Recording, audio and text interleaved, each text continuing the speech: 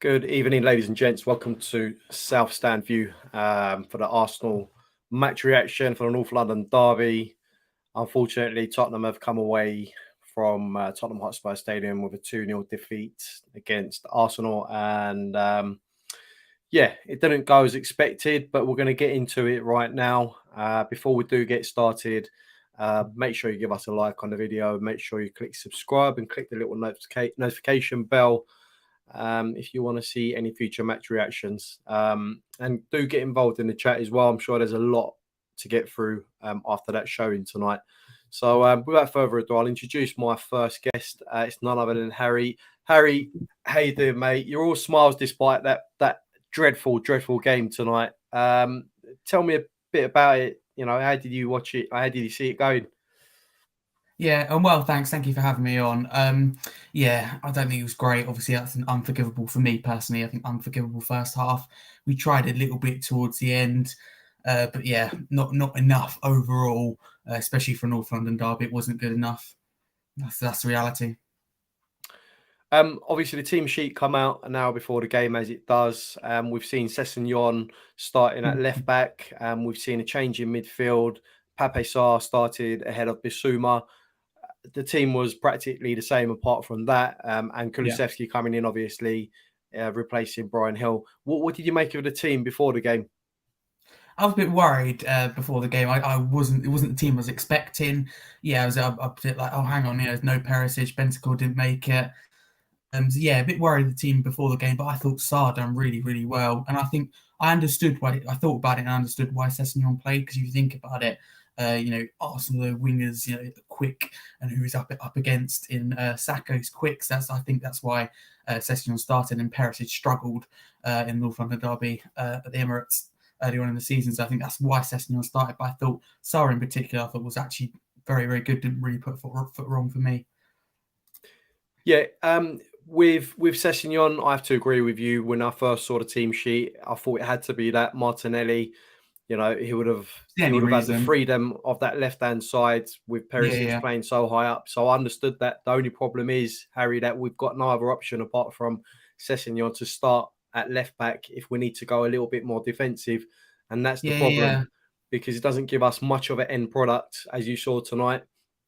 A couple of times he was through and he couldn't finish them off, and his crossing was a little bit woeful as well tonight. But that's more to do with the fact that we've not got the strength on the bench or in the squad to be able to replace him. In terms of Pape Sarr, I thought he held his own really well tonight.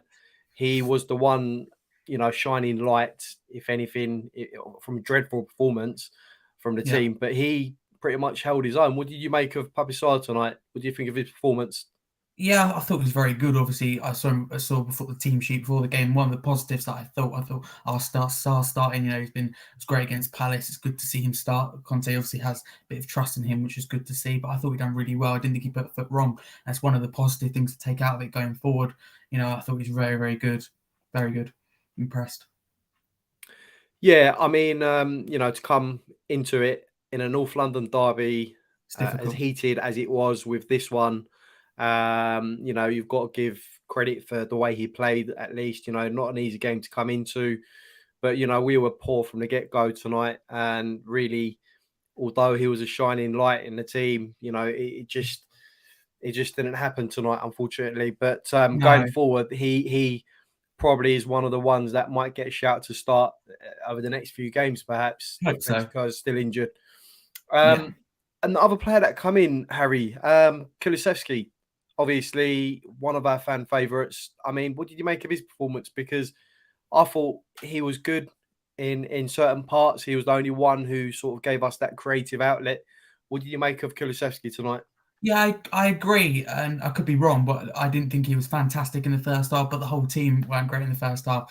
But in the second half, I thought, anything was gonna, if we're gonna get back into the game, gonna score, anything happened, it was Kulusevski was the man, leading that. And I just thought he was, when we got on the ball, he looked dangerous. His crosses looked good, and whenever he got the ball, Arsenal seemed to slightly panic a bit, and they started to put the ball out. So they were worried about Kulusevski. They had Kane and Son covered, but I thought Kulusevski, if we were going to get better, that could have been the difference. On another day, probably would have been. I mean, Ramsdale had a worldie. I think personally, definitely, I think he deserved man of the match. But Kulusevski, I thought was good, promising signs for him as well, because he's such an important player and a fan favourite as well. Yeah, absolutely. And Harry, obviously, it's a bit of a sore subject, this one. I was going to touch onto it a bit later, but obviously, Lloris with another mistake tonight, and that's his fourth mistake leading to a goal in the Premier League this season, more than any other keeper in the Premier League. I didn't want to get onto it because not so soon, but we'll have to talk about it. It has to be spoken about. These mistakes can't keep happening, not in high-profile games like this. I mean, Saka got in from the right. Yeah. He tried to squeeze the ball in, and Lloris fumbled it, and it goes over the line. It's a comfortable save. Yeah, he shouldn't be conceding from there, right?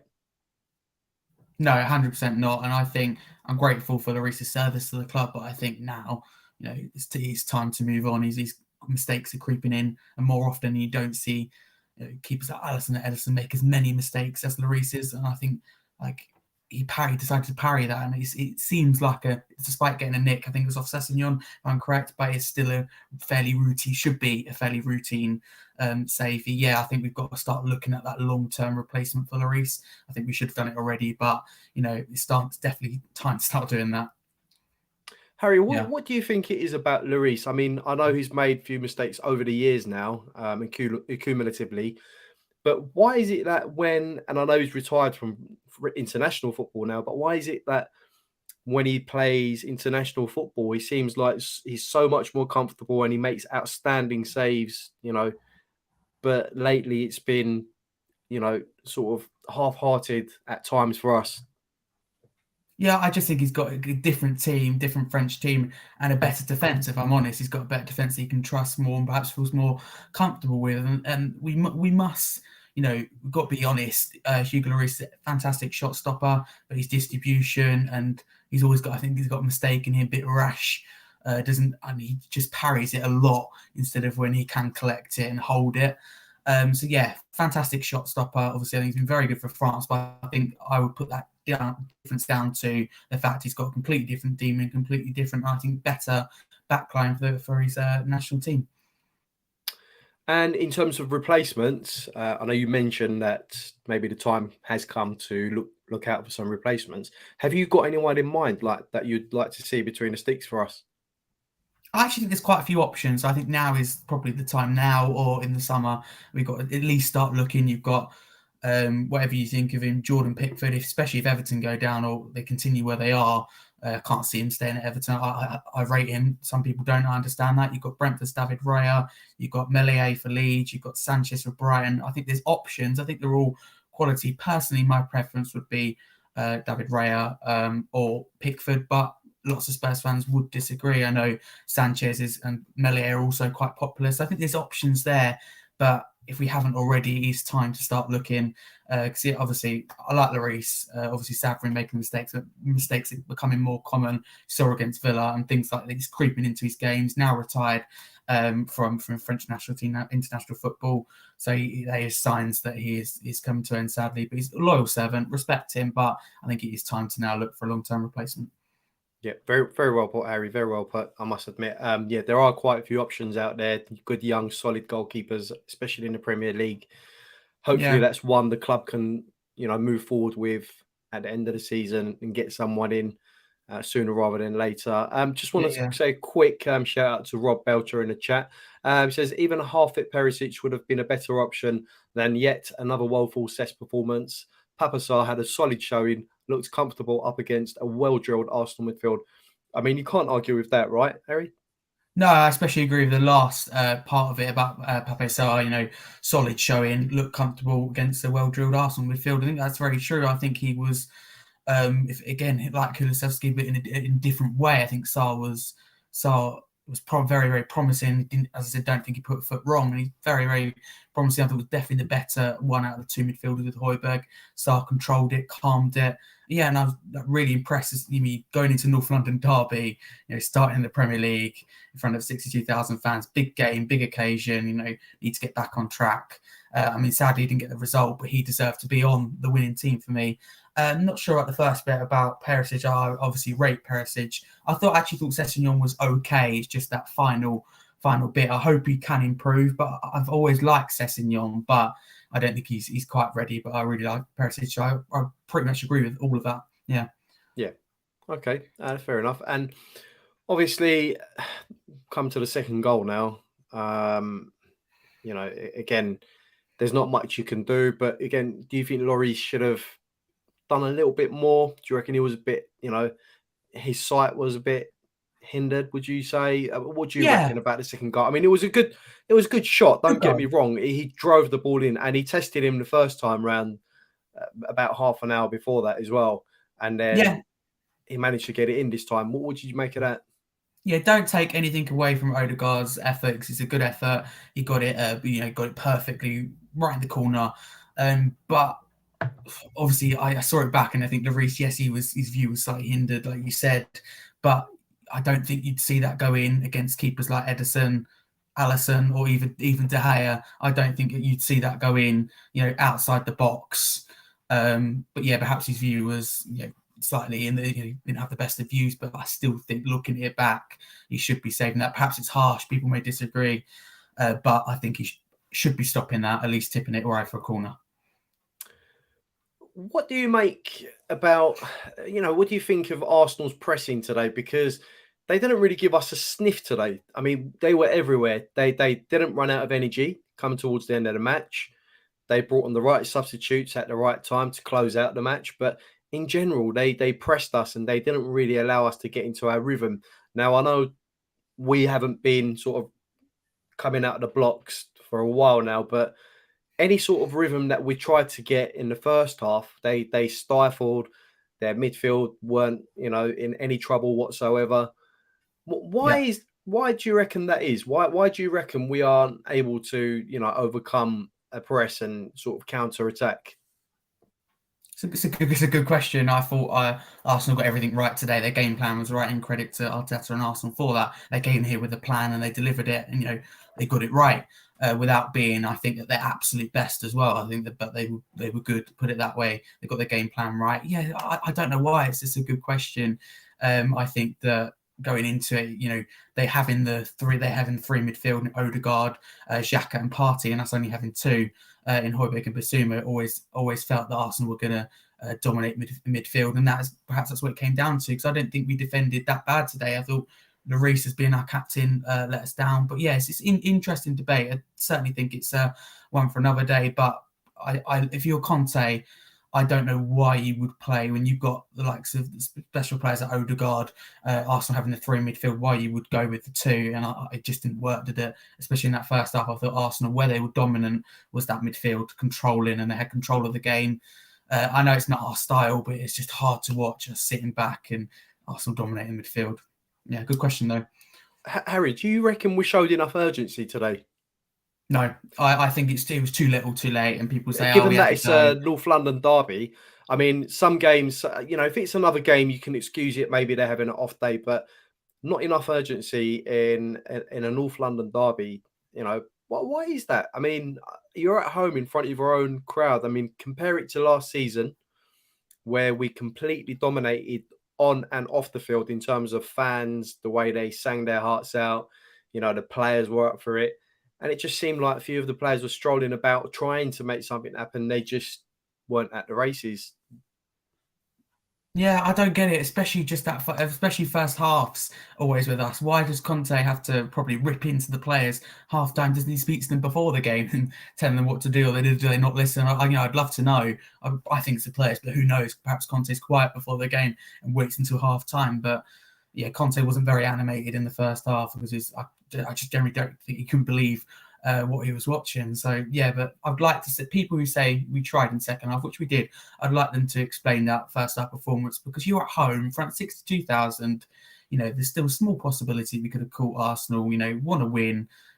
Can't stand them being top of the league. This was our opportunity at home, at the likes of Kulusevski back, Richarlison on the bench, in a better squad, come in with 2 wins. I know against Portsmouth, good win against Palace, that was a lot better. There's a little bit of confidence there, but that first half performance, you get punished, and we did. When you play like that against big teams in the first half, and we need to cut that out. Yeah, absolutely. Just want to send a big shout out to Scott M in the chat as well. He says, I go back to one of his comments. Hopefully this ends the myth that Cesc is better defensively than Perisic. Yeah, surely there's going to be a lot of people out there who are going to say, would it have been any different if we started Perisic there? Surely he would have given us more options going forward. He's got an eye for a goal. He's got better crossing. Yeah, I mean, Scott M makes a valid point. Yeah, absolutely. Harry, just before we wrap it up, obviously it's not the result we was looking for, but we have got a very, very tough run of games this month. How important do you reckon this game was for us, and how do you see the rest of the month going? I think it was a big chance for us. I think it's an opportunity missed for us to perhaps start the fall of Arsenal, if you like, with the missing out on Mudryk to Chelsea, and also, with that was our opportunity. I think that was our opportunity to watch Arsenal fall. I was hoping that things are opportunity. And again, after that first half, it wasn't good enough. We got tough games. We got City away, but knowing us, we could probably go and beat City or go and give City a game. I felt more confident before watching, especially that first half, but the result in general, I can't see the month going too well. I think Conte will be under a bit of pressure, Board under more pressure, Levy under more pressure, and you can understand that. But for me, I continue to say that first half performance is unforgivable. And I knew after that first half, we'd have to need a miracle to get back into it. Even though we're good at coming back, you can't do that against big teams. And credit for Arsenal, they come here and they delivered their game plan. Absolutely. Well, Harry, thank you very much for being on the show today. You presented your case very well, in terms of performances and everything else. Thank you very much. Where can we find you, Harry, in the future? You can find me anything going on. Yeah, you can find me on all socials, particularly on Twitter. Quite active. I have a but a Spurs page for all transfer news, asking the fans questions, called Scarfy Spurs Talk, which you probably recognise. People would probably recognise me for but on all socials. Brilliant. Yeah. So obviously, can you let everyone know what is it on your page on the screen? Yes, up there, like HarryScarf22. Yeah, I'm the founder and admin as well for Scarfy Spurs Talk, which most people would probably recognise me from. And if you might recognise me also every Saturday, I'm on Park Lane Podcast, the co-host for that as well. So you probably recognise me on there as well. Brilliant. So if you haven't already done so, make sure you go on to HarryScarf22 on Twitter, any other social, Instagram, whatever it is. Make sure you follow Harry and give him a like as well. Harry, thank you very much for being on the show. Hopefully we'll have you on very soon for another match reaction. Cheers, buddy. Thank you for having me. Thank you. Appreciate it. Thank you. Cheers. Take care. Right, time to get the next guest on the show. It's none other than Perchy. Perchy, welcome to the show, mate. Oh, the camera's gone. Yeah. I just knocked it. Oh, what's this? There we go. Sorry. My finger knocked it. So yeah, you're right, mate. How's it going? Yeah, Perchy was hoping to be here under different circumstances, mate, but unfortunately, the result hasn't been the one that it was looking for, and it was in many ways a dreadful performance today, by all accounts. Apart from a couple of players who might have stood out, but 2-0 loss at home against arch rivals at the Tottenham Hotspur Stadium, and quite honestly, it's one that we need to forget. How did you see the game today? I mean, I predicted it would lose to them today. I didn't think we'd get anything out of today. Anyone that thought we were genuinely getting something out of today, you're hoping, and you're hoping that we get a bit lucky. You got a manager that is a manager that is trying to prove a point, but using us as a club to prove the point. Why? As like we've got an ownership. Rob Belcher's comment there, Perchy. It probably is. It's probably true, but that doesn't help. No, of course not. It doesn't. You don't. You've got a manager here that is sitting there trying to prove a point. And whilst how many more defeats? We've got Man City away next, Fulham at home. They ain't going to be easy. Fulham play better football than we do. I will genuinely put it out to you. Can you name another team that plays as bad football as we do? I honestly don't think. You look at Southampton. I think you need to look in the Championship, Perchy. No, I think there's better Championship teams that play better football than us. Like, and we sit there and we can bemoan how bad our squad is, and yes, it's terrible. But we all sit there. We've got a really bipolar fan base, and the fan base is part of it here. Everyone's getting abused here from me. I don't care at the moment, but the fan base sit here and go, Højbjerg is an amazing centre midfielder. Garbage. He's horrendous. Did you see him today? We had a young lad next to him who had a better performance today, and I felt bad. I felt so sorry for the poor lad. He's thrown into his first game of the season. I don't think he started another game. First game of the season he's played in probably the toughest game of the season against a team that plays that in a two-man midfield with a guy next to him who is meant to politely hold his hand and help him go, look, do you know what? You pick him up now for 10 minutes because he's walking all over us. We've got a centre midfielder, as I said to you, in Højbjerg, who just wanders around, doesn't really offer anything going forward, anything back. We learn, and we continue to play this formation when you don't need to be paid 20 million a year to know that today bulk out midfield. The one thing that Arsenal do is they'll destroy you in midfield. So he plays a young kid and a midfielder that can't handle it on his own. Doesn't make sense. Regardless about it. And listen, this all comes down to the ownership. The ownership needs to change because we've got players here that shouldn't be here anymore. We've got too many that aren't good enough. Too many that aren't good enough to compete at the highest level. We've got, but and I made this point the other day, and I was on a stream with somebody else. I made a good point. If you get Antonio Conte into your club, you expect instant success. You expect to go, do you know what? We're going to get rid of 3, 4, 5, 6 of you, and we're going to bring in 6, 7, 8, 9 players that are good enough. I honestly can't think, if you look at the team, who's good enough that would get in another top 6 side, apart from Harry Kane at the moment, and Kulusevski would probably get into a top 6 side. I actually don't think anyone else really earns a right to get into it. We talk about Christian Romero being this top centre-half, erratic today. And maybe you could argue, maybe he was showing a bit of passion. But he's erratic. He was on a booking. He probably made about 4 yellow card tackles today. He's lucky not to be sent off. He's very, very, very lucky not to be. He was all over today. Very lucky to be on the pitch. And people go, oh, it's a bit of desire. Yeah, it does. And then you get some people going, second half was good. Yeah, because Arsenal went, you know what? We've done our job now. Go on, try and break us down for 45 minutes. Just not good enough. I think the problem is, Perchy, you need to show a bit of application with the desire. Desire is good. But, you have to have your head on your shoulders and you got to sort of know when to sort of rein it in. I mean, that first yellow that he picked up in their half, there was no point to it whatsoever. You save those yellows for when you need it the most, when you need to make that last-ditch tackle to take out someone. That's when you save it for, not going into someone in their own half, It's just... But this is like one of many things from the game today. I do want to take some of the positives out today, Perchy. Can you name me one? Genuinely name me one positive. I can't think of one. The only positive thing that I can name you, Perchy, is that Pape Sarr was thrown into the squad today or into the team today in one of the biggest game, if not the biggest game of the season, and in front of a full capacity crowd, and pretty much held his own in that midfield. I know he was overrun at times, but he's a young lad who's just come in, and he pretty much tried his best today, Perchy. You've got to say the lad didn't do much wrong today, and I'll take that as a positive at least. Everything else for me was probably in the minus. Would you agree on that? Yeah, he was all right. But you can't be any worse than anyone else around him. So... Yeah, I do understand. I mean, obviously, Kulusevski was our only other creative outlet today. He attempted a few tricks on the byline, tried to get in. ultimately, look, we got beaten by the better team today. Yep. And it's as simple as that.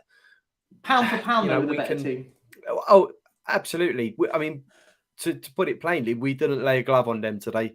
And, they don't know when your goalkeeper throws one in and with 14 well, we was going to get onto that in a second. Just want to say a quick shout out to Hotspur as well. I think he's going to be on the show later on as well.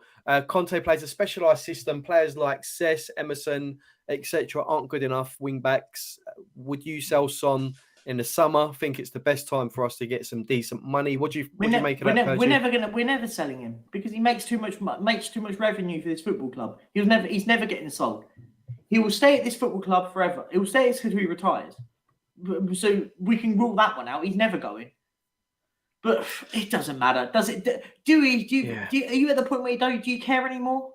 Because I don't. I've not cared. I've not cared all season really. I'm really that bothered. We haven't. Yeah, I can't remember the last time we played a good game of football. When was the last time? Can you tell me when was the last time we dominated? I said this to someone earlier. 90 minutes. In 90 minutes, when was the last time we dominated a 90 minutes? Because we haven't done all season. I can't remember. Definitely not 90 minutes. I think one of the best performances we probably had was against Aston Villa. And even then, they could have had a bucket full, but we just ended up with the win by a margin. But apart from that, it hasn't been, pleasing on the eye. The football hasn't been great. And obviously, whatever's going on behind the scenes in terms of transfer targets, Conte getting his players in, all that hasn't helped the cause as well. And this is what it's resulted in today. It's highlighted the limitations within our squad. Massively. We're not good enough, are we? We've identified, Martinelli was going to be the problem today, yet we've only got a Sessegnon to be able to replace Perisic with to deal with the problem. It's just things like this, a team like Arsenal come in, you've got a 2-man midfield, perhaps play a 3-man. I know we're at home, but they're red hot form at the moment. Yep. Play a 3-man midfield, stifle them in the midfield, stop Odegaard getting the ball through. Just something, just try and do something. But look, the players didn't show any heart or passion today. There wasn't that same oomph as last season when we absolutely trounced them at home and we left them for dead. That was, It was far from that today. And, I just want your take on it, Perchy, why that might be. Why is it that these players today couldn't be, pumped up for a North London derby in front of our own crowd? Surely that has got to be the one fixture you look at and you think, no matter how bad we're in form, or out of form rather, this is the one we're going to up our levels. It's tactics. It's tactics. It has to be. Because all of a sudden we come out second half and we're 2-0 down and we want to try and win a game of football. It has to be tactics. Because if that happens the odd occasion, you go, okay, maybe the odd it happens every game. I don't remember the last time we've started a game of football and looked good. But am I shocked? No, not really. Because I'm just tired of Tottenham at the moment. I'm tired of watching us play. And the thing is that nothing will change. Pedro Porro should have signed on the 1st of January. He's probably going to sign on the 31st of January. What changes? We don't. It's the first time I genuinely don't care anymore. I don't care. I don't care if we finish 4th or 14th. It makes no difference because nothing changes in this club. Nothing changes. And people will still be going there buying all the crap, buying all the junk from the shop. Don't go. Don't get mugged off for your money. You deserve to keep your money. We're in a cost of living at the moment that is horrendous. Stop buying the junk that there's the tripe that's sold. And we'll all get giddy because we might go and beat Man City away, but it doesn't make a difference. It's not going to make us achieve anything. I just want us now, just throw your eggs in the FA Cup now. Go and win the FA Cup. Because it's probably the only thing we can actually go and win. And I was going to get onto that as well, Perchy. I mean, the league obviously was out of the question months ago. Top 4 looks like it's going to be a difficult task, especially with United in red hot form. They're in more form, than Arsenal at the minute. And then you've got the likes of Newcastle and Manchester City. So it's going to be quite hard to break into that top 4 this season. So, the only other thing that we could possibly challenge for is the FA Cup, but it's a big shout. Just want to say a big shout to Scarfy, who was on earlier on as well. He's saying our wing backs aren't good enough yet. That's been evident for months now. Obviously, it was on show tonight as well. Bobby K in the house. Want to send a big shout out to Bobby K. He travelled all the way from Canada the other day. Lifelong ambition to get to the North London derby with his 2 boys. And top guy, really Bobby. sorry, top really, bloke. yeah, top bloke. Really sorry, obviously the result wasn't the one that he was after, but I still hope you had a fantastic occasion with everyone else. And of course, a big happy birthday to your boy as well.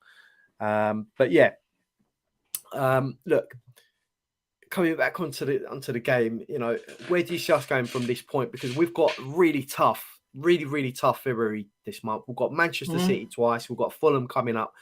This could be a sliding doors moment for us and for Conte, because if the results aren't going our way, we're not getting the players that we need through the door. This has got to be the potential. Has the potential to be catastrophic for us come the beginning of February, because we could be down 7th, 8th. There's teams below us at the moment playing really good football. You've got Brighton, who absolutely mullered Liverpool yesterday, playing some brilliant football under De Zerbi. You've got Brentford, who are turning teams over for fun. So when do you see us winning? When do you see us the next 3 points coming? January. Look at our next 3 games.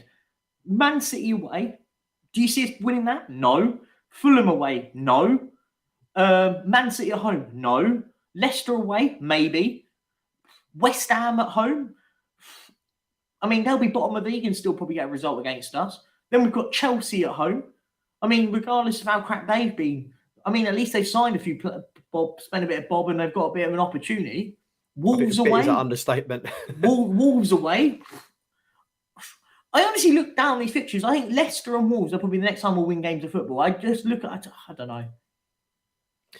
I mean, look, we're going to have to dig something out of somewhere. You have to imagine that, the club have to bring someone in through the door this January, because as it stands, I mean, today we need like 4 players at least to be competitive anymore. The way I see it, Perchi, we can't even get one over the line at the moment without haggling the fee of, let's say, for example, for Pedro Porro, he's got a release clause. I don't know what's taking long with that. And I don't even know if he's the answer, to be honest, because there's noises coming out that he's not really a Conte player. So, this is the problem when you say not a Conte player, because, and this is the one thing I did say on Sava's charity stream, and Sava made a very good point as well. I said he made a great point saying that if he comes in and does amazing, everyone will go, what a Conte player. But if he does bad, he's not a Conte player. What is a Conte player? No, because I'm not being funny. Like, this is the part of the problem. You either go and give this man the money to go and invest in next year and say, look, do you know what? Fuck it, we're going to give you all the players that you want. Wrap up this season. Say, look, I don't want these, that. Like, I'm not being funny. Like, go and give. If you need to give him the players to go and win stuff, then go and do it. If not, sack him now, and we can just start again in the new season. Because who cares? Because it makes no difference. And as I said, if they get rid of him, it doesn't matter who they get, and then get you in charge, and it'll make no difference. Genuinely, no disrespect and stuff, because it makes no difference. We could get any manager we want now, and it makes no. In terms of getting someone in, say we got rid of Conte, he was sacked next week or whatever it is, or he's walked away. Would you be happy to see someone like Ryan Mason in charge? Doesn't matter on the interim. Politely, doesn't matter. It doesn't matter if they put the ball boy in charge now, because who cares? People sit there and people get excited about North London derby. I sat there and I said that to people, going, "Oh God, you must be really miserable if you can't get excited." I said, because I know what's going to happen. I can read a book. You're only living in fantasy land if you thought we were going to win today. And the only way we were going to win today is if we'd sat with 10 men behind the ball and had Harry Kane has a chance. Because that's what we've now become. We've just become, unless Harry Kane has a 15 out of 10 performance, we're not winning games of football. And it's a horrible sight to be at, because that's what we've become.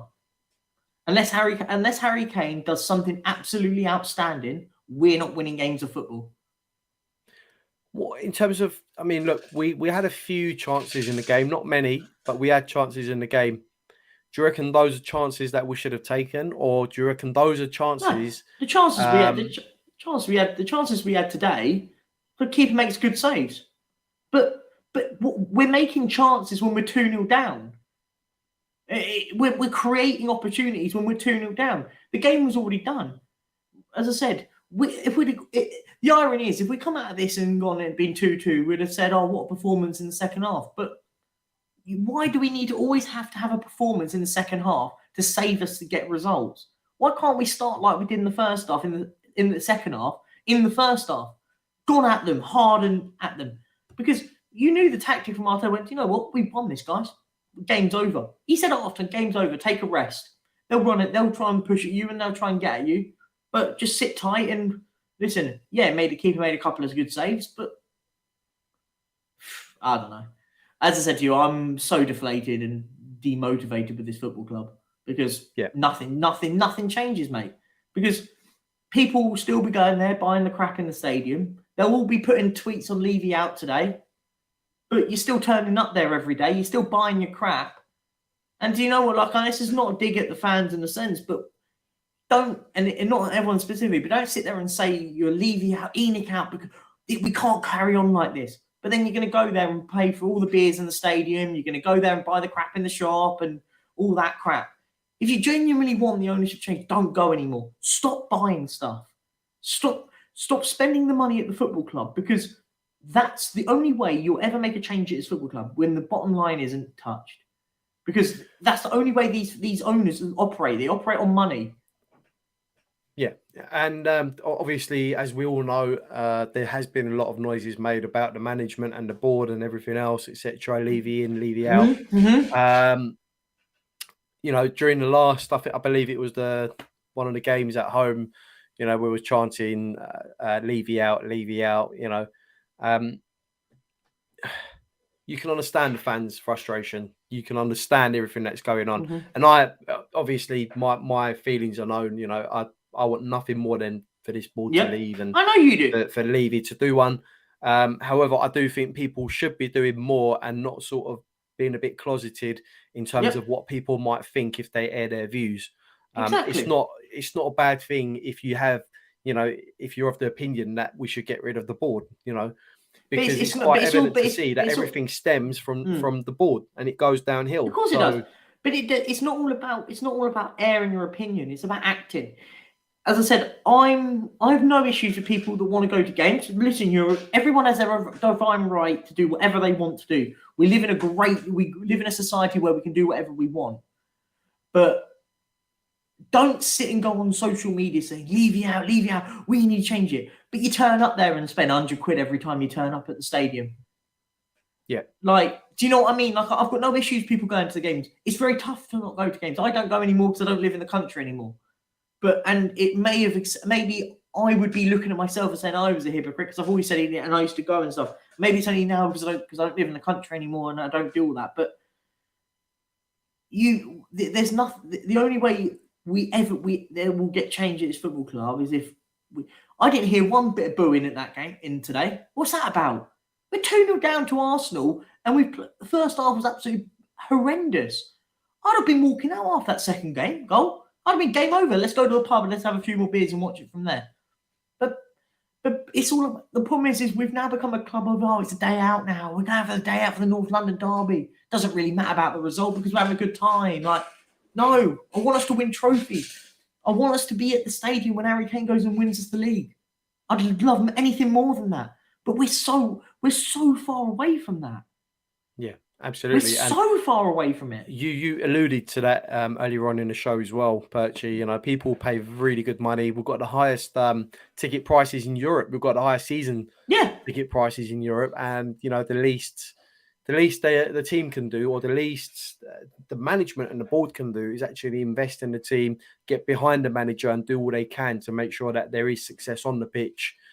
It's all well and good having success off the pitch, profits-wise, you know, we're turning over the highest profits, apparently. Yep. Brilliant. Now that's getting announced in February. I mean, the figures were already ready to be shared, but they're not going to share it until February. Why is that? Yeah, because the transfer window's closed. Of course, makes sense.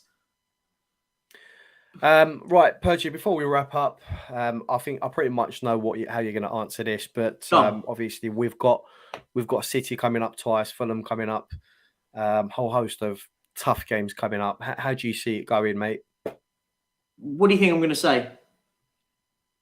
Yeah, we pretty much know it's not going to be anything. No.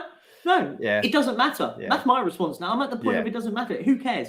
We could go and beat Man City. We could go and beat Fulham. We could go and beat Man City again. We could go and beat Preston if we have. Who cares? Because are we going to win the league? No. Are we anywhere near challenging for anything? Not really.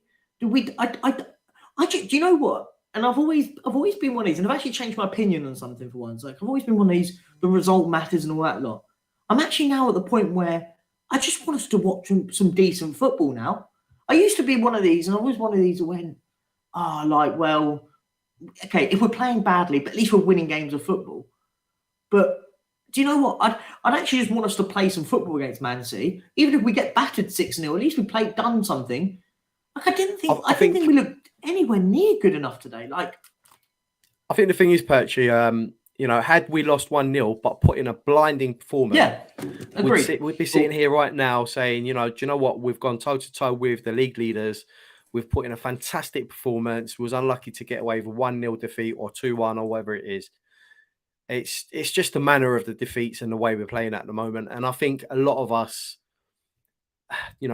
would kill to see some good football, some, passion and everything else. So I do understand what you're saying. But, that's obviously another discussion for another day with the board and everything else that's going on. And I'm sure we'll have those discussions very soon. Perchy, I'll leave you to get on with your night, mate. I know it's not the one that you was hoping for, but hopefully... Yeah, we re-roll on to Monday, back to work on Monday. It's all going on holiday on Saturday, so I don't care. Oh, that's it. Brilliant. Yeah, you could have a bit of a chance to get away from it all, mate. Ski down the slopes. Perchy, thank you very much for being on the show. And hopefully we'll have you back again next time. Yeah, thank you very much. Anytime, mate. You know where I am. Just give us a shout if you need me. Take it easy. Perchy. Ciao, bye.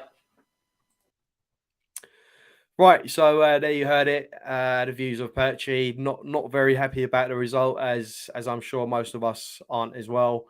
But without further ado, let's get our next guest on. It's the one and only Carl. Carl, how's it going? Tell us a bit about yourself, mate. Where did you watch the match today, and what did you think of it?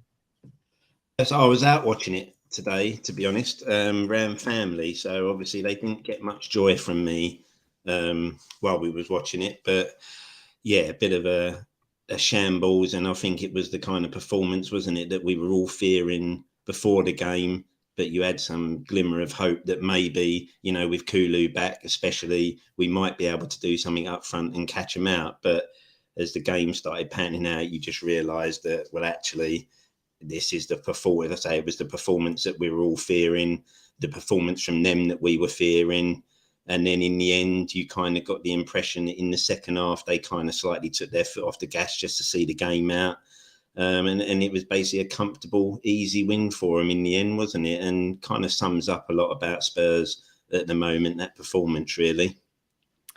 I mean, when we started the game, you could see that we were trying to sort of press a little bit, try and close them down. But do you think it was more the fact that they were able to resist that press and just play their game? We sort of gave up after the first sort of 15 minutes. The press had gone, and then we decided to go back, revert back to type, so to speak, trying to soak the pressure and then trying to sort of attack on the counter. For me, do you reckon the tactics had something to do with it today? Do you reckon we got the tactics wrong today? Yeah, see, at the moment, I've got a real issue with Conte and the way that he's setting things up and the way that we're coming out and starting games. Because, again, you can kind of see, can't you? Like, as you said, we started that game, and for the first 10 minutes, it looked like we were trying to put a high press on, get at them, even though I still don't think we do it with the intensity that you really need to. Or like when you saw Liverpool and Man City in their pomp, they are on people. We're still half-heartedly, I think, trying to press people, and we don't really get in their faces. But where I'm getting annoyed with Conte right now is the fact you can see when the way we start second halves, that it's almost like a change takes place in the dressing room at half time, and suddenly there's some instructions to, all right, actually, we need to be a little bit more forward. Don't sit back so much. Try and get in their face. Try and get on the ball. And they start attacking all of a sudden. So you have to say, while we sit there and say, yes, Conte needs players, we all know we don't have the quality in the side. But why is it in the second half we can come out and almost dominate a game from the start of the second half onwards, and actually we come away going, well, that's more like it. That's the sort of team we want to see. That's the sort of pressing and football that is better. We can accept, you can accept if you lose some games playing that way, but it's not the way he sets them out in the first half. So there's something a lot of people like to think Conte isn't blameless in things that are going on at the club, but right now he is blamed. He can take some blame, because it's clear to see in each half's performance he's changing something at half time and changing the mentality. So he needs to adopt that from the first minute and see that out to the last minute. We believe we had this fitness regime in the summer that made us one of the fittest sides there'll ever be. Well, then they should be able to play the way they play in the second half from the first half, shouldn't they? From the first whistle. But I just think he's changing a mentality at half time and the way that they play. He's not changing something tactically. It's still the formation, but there's just an attitude change. And all of a sudden, almost a bit like a freedom to be able to go and attack and make forward runs. And he needs to change that, because it's not working. He needs to realise now, this sitting back and camping on the edge of your own box, trying to, hope that you can spring a counter-attack. It isn't working. We don't have the players to do it. We've got a goalkeeper throwing at least one goal in every week at the moment. So sitting back and inviting teams on is the worst thing we could do as a football club right now. Yeah, absolutely. Scott M says, there is no tactics issues, such a silly opinion. I don't think... Scott actually believes there is any tactical issues, but perhaps more of a mentality issue rather than tactics, I should imagine. But touching on what Scott M is saying, do you reckon it's a bit of a chess match going on between Conte and the board at the moment? As in, look, I'm putting these players out, but this is what I've got to deal with. There's a system that I want to play. These are the tactics that I implement. I need more than what I've been given. Is that? Do you reckon is that what it is? There might be something in that, but then at the same time, if I'm paying a manager the sort of money that I'm paying Conte, and he's meant to be this all magical golden football coach that everyone thinks is elite and well up here, and we're lucky to have him, then earn your fucking money. Do something, get play. What are you doing on the training pitch? What's happening on this world-class training ground that we got each week? Because I'm not seeing nothing on the pitch that makes me go, oh, that training ground is paying for itself, isn't it? We're bringing, we're improving. These players are improving. They're getting better, fitter than anyone else. We've got youngsters coming through, and it's all because of this training facility that we got. What is he doing on the training pitch? Because some managers go in and they have an immediate impact. You look at Tuchel at Chelsea when he first went in. They were a mid-table side when he went in, but he picked all their games up, and eventually they went on to win the Champions League under him, because he'd got more out of the players that were at the club than anyone else was getting. So why can't Conte get a bit more out of these players? And like as we're saying, we're seeing it in the second half of games. So there's clearly an issue there. There's clearly something being like an attitude in the first half of just sit back and soak things up. That's nothing risky. Don't go forward too much. Don't try a risky pass or that. Where in the second half, suddenly, bang, oh, we're on the front foot all of a sudden and attacking. Well, what's changed? Because the players are still the same. Carl, would you agree that, obviously you mentioned the fact that Tuchel's gone to Chelsea, he's had an impact, have ended up winning the Champions League. But would you agree that we have players at our club at the moment who've been there far too long, who've outstayed their welcome? Players like, Davies, Dyer, to name a couple. I can even throw Cess into that as well. How much do you reckon, a manager coming in, no matter how good they are, how many times can a player be improved? you know, for me, a player's got to be of some sort of quality, you know, superior quality to be able to, you know, go out there and perform week in, week out and have a higher ceiling to actually, you know, to learn and improve themselves. But I don't see that at Spurs with some of the players. Do you reckon that Conte's been backed enough, or are you still of the opinion that he should be doing a lot more with the players that he's got at his disposal? Because we've already touched on the fact that he likes to play a certain system. And one of the issues, I believe, that's been identified by many Spurs fans is that he hasn't got the players, you know, required to be able to play the tactics that he wants to play. And we all know he's not going to go to a 4-4-2, 4-3-2-1. He's not going to use any other tactics. Do you reckon we should be doing more, or the board should be doing more to actually back him and give him the players that he wants? I think, yeah, you know, and don't get me wrong. Ultimately, I think we all know the biggest problem at this club right now is ENIC and the way that they want to run this club with their vision of, well, we want to do it by bringing young players in, and hopefully those young players, we take a punt, they come good.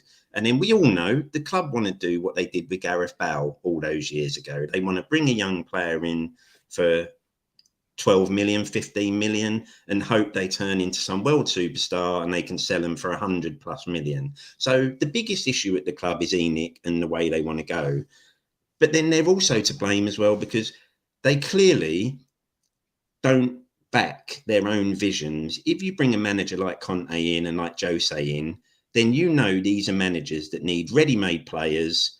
They're not into prospects. They want ready-made players that they can fit into a starting 11 straight away, and those players can have an impact. A player like Perisic, he might be 30. You might not get no sell-on value when it comes to getting rid of him, but he comes in, he fits in the first team straight away, and he has an impact. So the board are just all over the shop. They brought Conte in. They needed to back him how they know he's a manager that works. So they should have done that. They haven't backed him. We have got too many players that are not good enough. Like, you know, Sessegnon. I don't understand why he keeps persevering with him. There's not a player in there. Well, there's not a player at this level. There might be a championship player, lower half Premier League player there, but he certainly ain't an elite level player. You know, you've got the right side has been a mess for God knows how long. Since Kyle Walker left, basically, never replaced him with anyone any better. You know, and we've got rid of better players than the players we've currently got in that position. You know, Kyle Walker-Peters, Trippier. Yes, they weren't brilliant, but they've still been better than the dross that's been brought in recently. Centre-halves that are not good enough. But at the same time, I still do believe he could get more out of those players he's got than he's currently getting. Because when you look at teams like Villa, Brighton, when you look at the players they're playing, are they any better? Would most Spurs fans take any of those players on paper if they were offered them and said, okay, well, let's go through the squad one by one. Are you taking him over him? Are you taking him over him? A lot of those players, they wouldn't go, well, it's probably just the same, or there's not much in that in terms of quality. So he needs to be getting more out of them, I think. But yes, we know the long-term vision is he needs to be backed the way that as a manager he works, he needs to be backed. But I think what we've seen, and we've seen from his comments, is that ain't ever going to happen. So now what he should do is grow a pair of balls and walk. Because then what he'd do if he walked and said, I can't do it here. The club have got a vision that isn't how I want to manage. You know, if you want to go where you want to go, it's not going to happen the way they want to do it. Because then ultimately as well, it would let the fans know what the issue is. But Conte's just turned into the Riddler at the moment, a bit like Jose did near the end, where he's coming out in press conferences and he's giving riddles, half-hearted kind of hints at what the problem might be. Come out, resign, walk, and say, I can't do it. You brought me in to do a job, but you're not going to give me the tools to do it. So I'm walking. Simple as that. He doesn't need the money. The bloke's got more money than he needs right now. So anyone that says, yeah, but he's not going to walk because he needs the payout, well, you're rich enough. Just walk. Because then... Yeah, sorry. What is it? Do you reckon that's keeping him there? If he's got, I mean, you said he's got the money and everything else. He's got his reputation as well. Don't forget, you know, he's coming with this reputation. What is it that's keeping him there and he hasn't walked just yet? yeah, it's a real mind bender, that one, because I just don't know. You know, it reminds me of Jose, didn't it? When we brought him in, all the fans were sitting there saying, we've at last got a manager that if things are not being done the way they want it to be done, they'll call out the board and they'll let the fans know what the problem is. And actually we find, well, they're not. They're singing Enid's tune for him, if anything, you know, coming out and defending stuff that's happening on the pitch, the signings. Oh, yeah, but there's a project and a vision here so I just don't understand what it is, because, yeah, you sit there and say, if he walked now, it would give the fans, anyone who's on the fence around Enid or Enid supporters, it would let them know, here's your issue at this football club, in the fact that this board want to be a big club, but don't want to do what a big club needs to do when it comes to on the pitch. You know, they basically just want to be a big club in commercial value, which is great. They're there now. That's all they care about.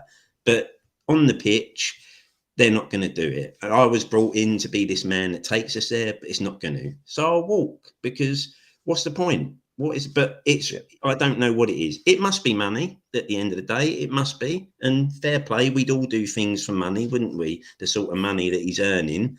But I just think, just have some balls and walk, you know, because you're never going to get what you want. Yeah. Well, just before we wrap up, Carl, just want to say, was there any positives from the game today? And how many points do you see us taking from the next 3 games? City twice and Fulham.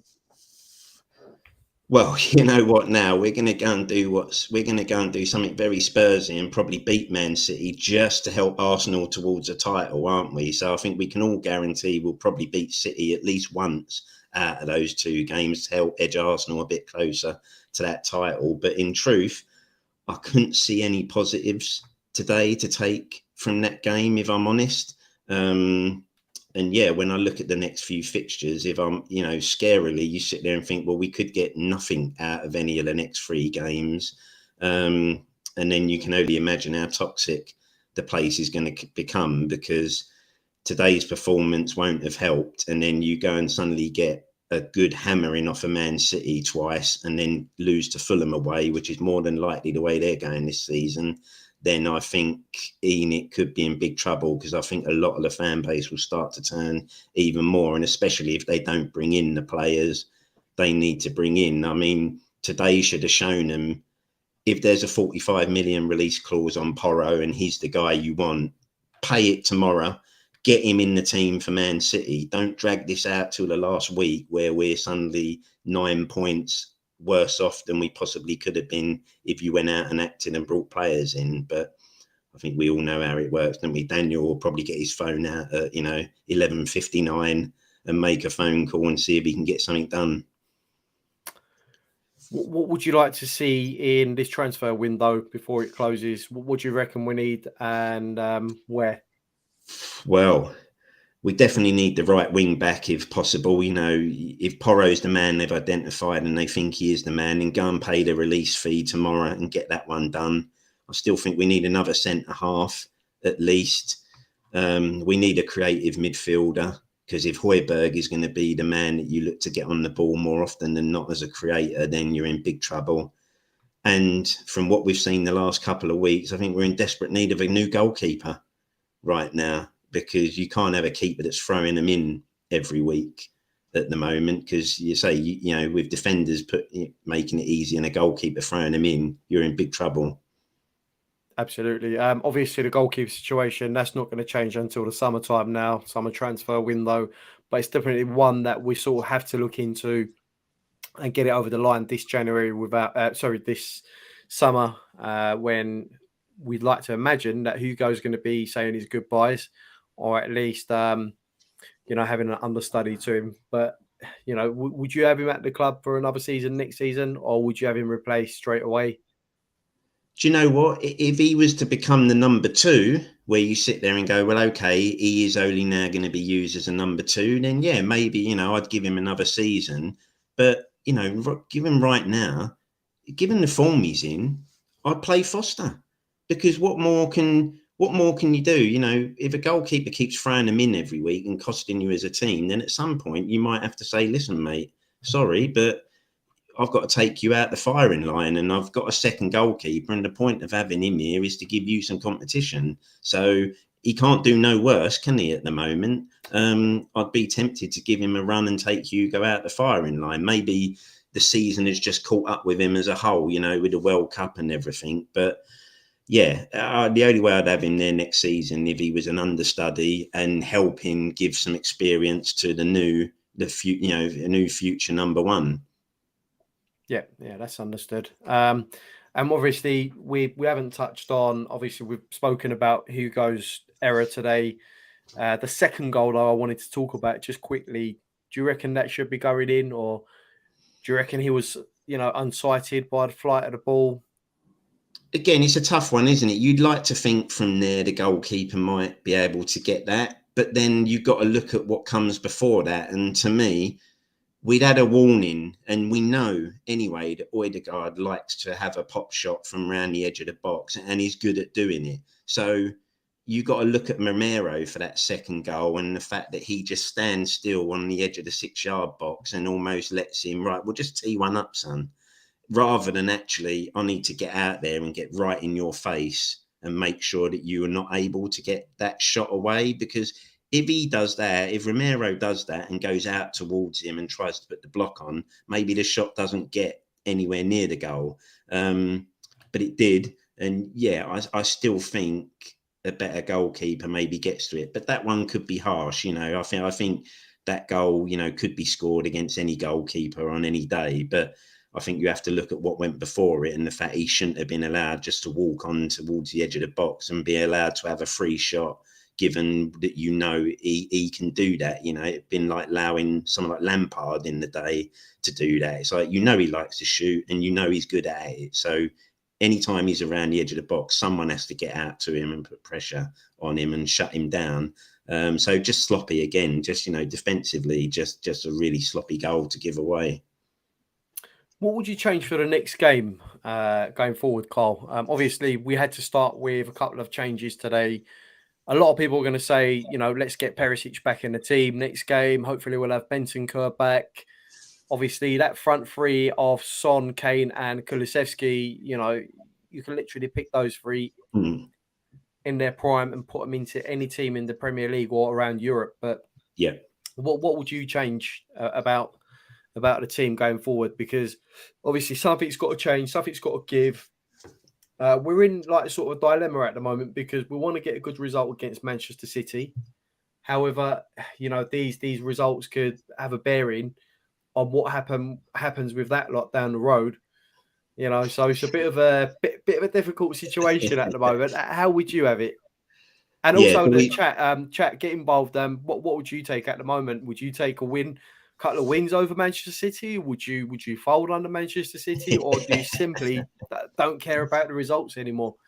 Folding 2 10-0 defeats for the goal difference and the points. But yeah, I don't know.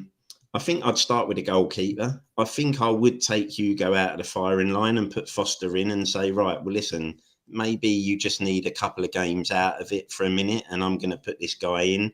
Defensively, we're in a bit of a muddle, aren't we? Because there's not much you can do defensively other than change Perisic for Sessegnon, because that is an obvious change. Perisic will offer you a lot more than Sessegnon will offer you, especially from set pieces and the like. So that's the only change you can make there. But it doesn't help the team, because ultimately the problems come in the centre-back positions and the right wing back position. So I don't think there's a lot you can change there. You could potentially go to 3 in the midfield just so that you maybe stop being overrun in those midfield positions. If you had Højbjerg, Bissouma and Bentancur, or even Saar, because he hasn't done badly since coming in. But if you have 3 in the centre, you maybe stop getting overrun slightly and maybe have a chance of being the more dominant side in the middle of the pitch.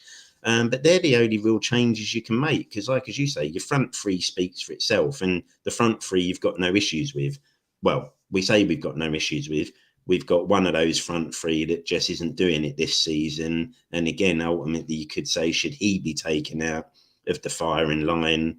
for maybe a couple of weeks. You know, if Richarlison's back, then maybe you could take Son out of that side and say, well, sorry, mate, it's just not happening. You know, whatever's gone wrong, you're not having an impact on the game at all. And Richarlison likes to play on that left-hand side, and that's where we'll get the best out of him. So maybe we have to take Son out the firing line as well.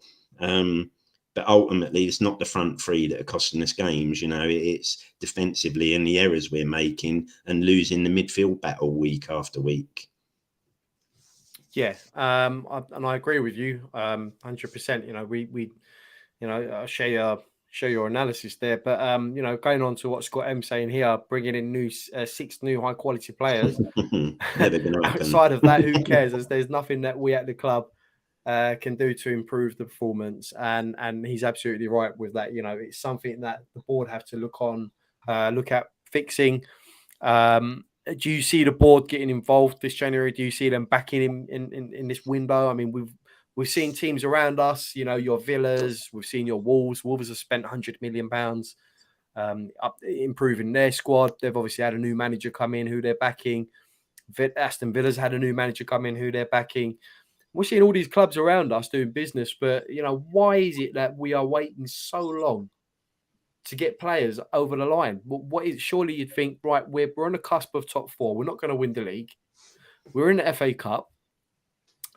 Let's try and get these players over the line in good time to try and salvage what we can.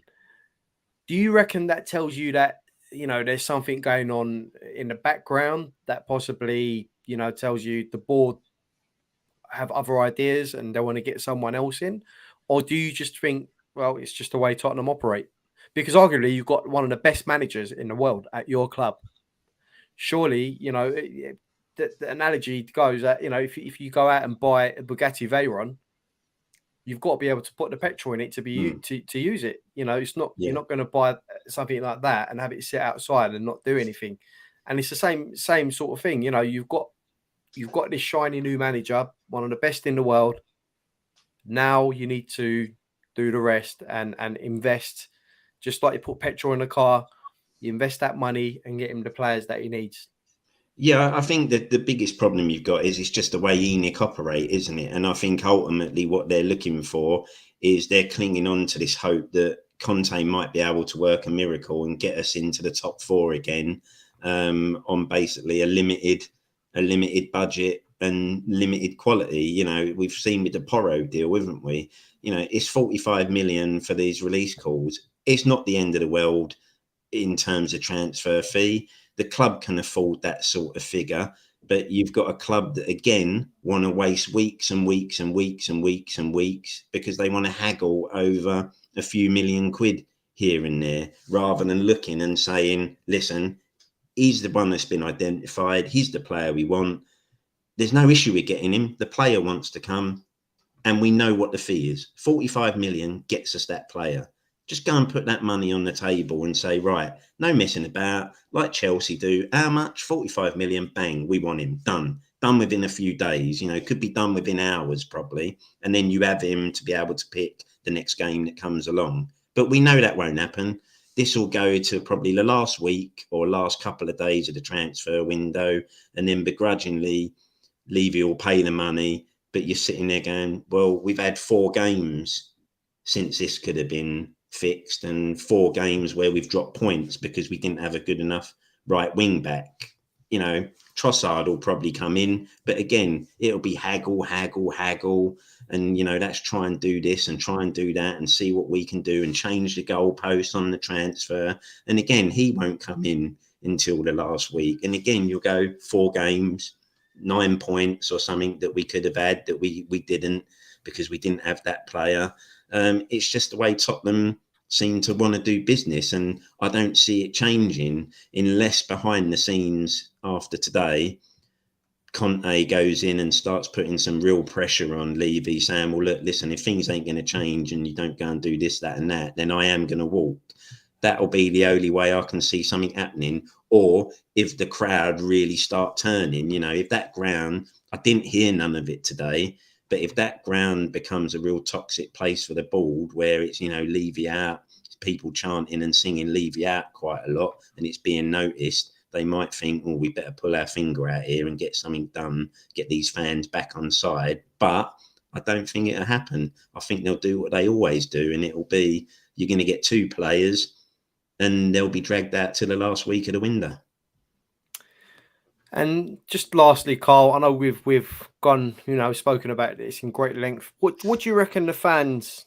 We've got a lot at the moment who are just disillusioned with the board and the regime sitting at the top. What do you reckon should be done, and how do you reckon we'll go about it? Well, I think you could take a leaf from Everton supporters, but couldn't you? Like, they organise sit-ins and stuff like that to protest. And I think, I guess the biggest problem we still have is the ENIC out movement is still small in theory, relatively, compared to the whole fan base. I think there's still too many fans that are on the fence, not sure, or actually still support the way the club's being run. So although we feel it and we're all passionate about it, I still think it's a small minority of the actual fan base that feel like that. But it might take all those groups that want that to happen to come together and actually go, right, we're all going to join forces as one, and we're going to organise something like a sit-in. The protest might need to start again, because that will get some media attention and stuff like that. But I can't see some of that actually maybe forcing ENIC to take action or getting rid of them. But also what I did notice today was Sky seemed to potentially help the club, because when the halftime whistle blew, they certainly muted the crowd noise, and you got the impression they were muting that in case there was any boos, and the toxic nature was there. And it just seemed strange why they did that. There was rumours that they did it and muted out some of it in the Crystal Palace game, and there was definitely a change in the sort of commentators' sound levels when the halftime whistle blew. Yeah, I mean, looking through social media, it's definitely going to come out if that was the case, that, we'll get videos coming out of certain chants and stuff. So over the next couple of days, we'll be looking out for that, obviously. But look, thank you very much for coming on, Carl. You've made some really valid points tonight, and I do thank you for your time. Where can we catch you in the future? What have you got coming up at the moment? So I jump on some various streams here and there, and obviously we used to do the Coys.com podcast, but that's kind of died. But we're looking to get that going again under a different guise, and a YouTube channel called the That Spurs podcast. So we'll be looking to work with some of you guys and some of the other YouTube content creators and start throwing some stuff out on that channel. So subscribe to that channel, because we'll be bringing you some good stuff on a daily, weekly basis, and hopefully getting some of you guys on as well at some point. More than happy to. Absolutely fantastic. So if you haven't done so already, make sure you go and click on subscribe and hit the notification bell as well whenever they're on, and have a butcher's. Thank you very much, Carl. And It's been a pleasure. Definitely be having you on again next time, and we'll see you very soon. Yes, mate. Nice one. Cheers, see you Carl. later. Take care. Bye-bye. Right, without further ado, we've got a double whammy to end the show on. We've got the likes of Mr. Justin, JJ Coda, and my namesake, Mr. Haz, joining us in the reaction show. Guys, welcome to the show. It's not one that, we've been looking forward to. It's been more of a sort of rehabilitation session more than anything else, but I mean, you can't even rehabilitate from this, can you? Let's be honest. It was a dull affair from our perspective, to say the least. It wasn't the sort of performance or the result we was looking for. I will start from Justin. Haz, I know you burst into to give us your opinions on the game, but if you don't know, Haz did go to the game today. We'll start with Justin, and then we'll get on to Haz. Justin, it wasn't a good one today. No, and I was just looking back at so 12th of May last year, we battered Arsenal 3-0, right?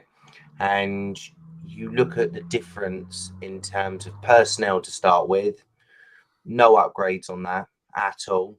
I'm going through the team that we had, and possibly actually pop Romero maybe for Sanchez, but that's it.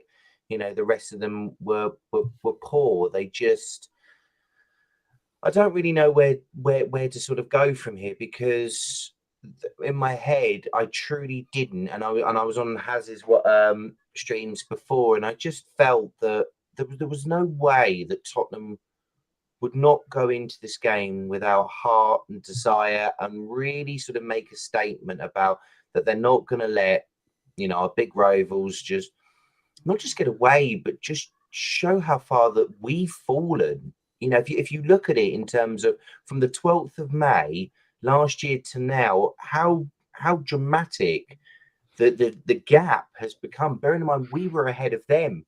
We were ahead.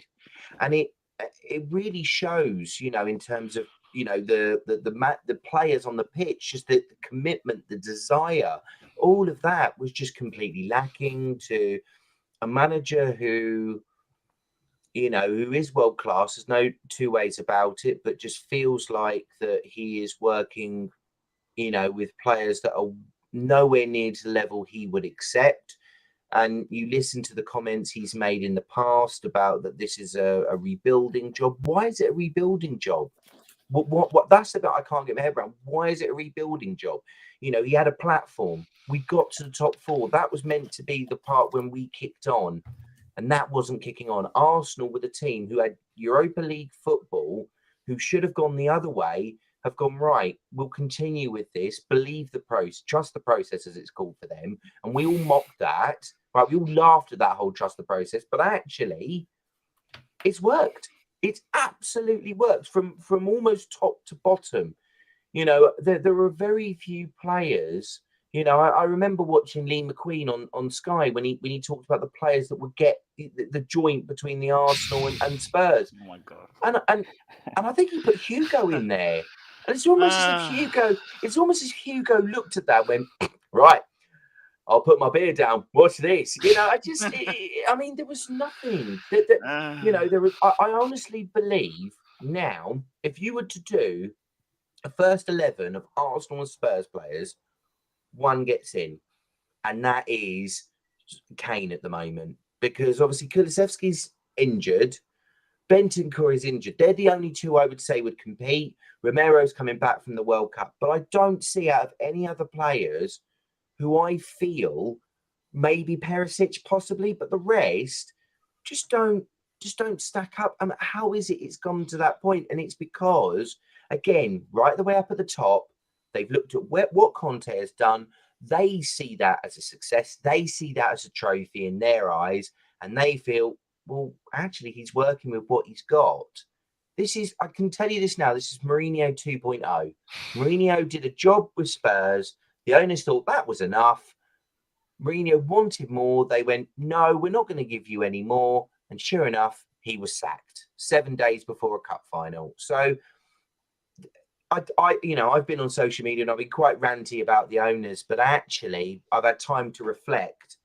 And I think I saw somebody turn around and say it needs sorting from top to bottom. And the most tragic part of all is one of the greatest strikers in Premier League history will leave for nothing, because the owners truly believe that they can blind him again. He ain't signing a new deal. He will walk away and he'll walk for nothing. This is the bit I can't get my head around. He is in total control. The club are in no control over this now, because his big chance gone when City came and went. So he'll just go, well, do you know what? I'll go to United. I'll go to United for nothing. That's where he'll go. Or I'll go to Newcastle for nothing. Or I'll go to Chelsea. Well, probably not Chelsea, but I can go Liverpool for nothing. I can go to a big club for nothing, because ultimately you have proven to me in my 6-year contract that you were not going to match my ambition in terms of bringing the players in. You brought in the managers, but you've not brought in the players. Okay, so I feel sorry for him.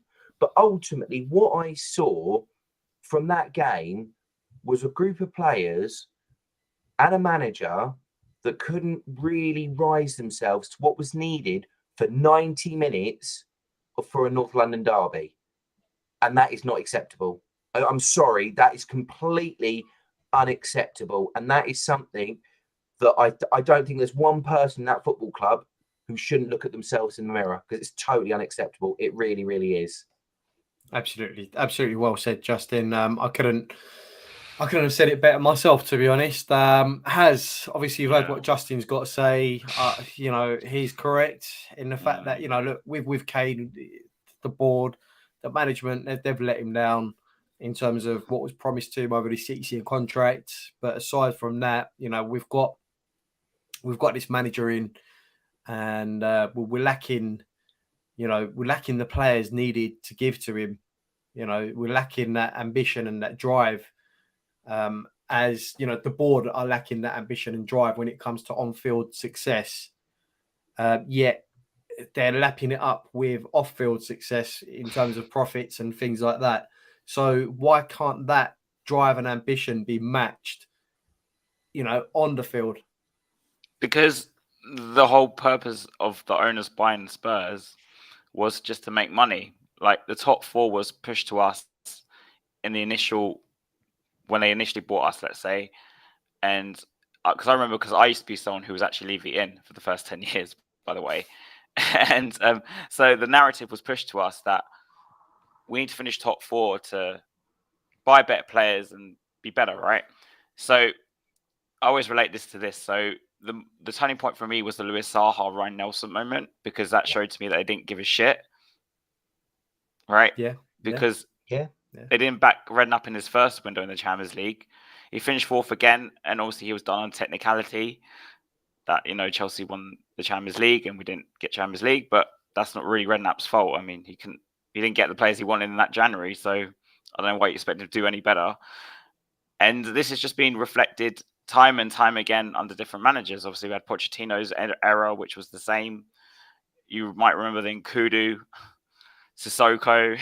Yeah, that window was horrific. And I remember getting a lot of stick online for calling that out, actually, because I was told, just like Justin related to Arteta, trust the process.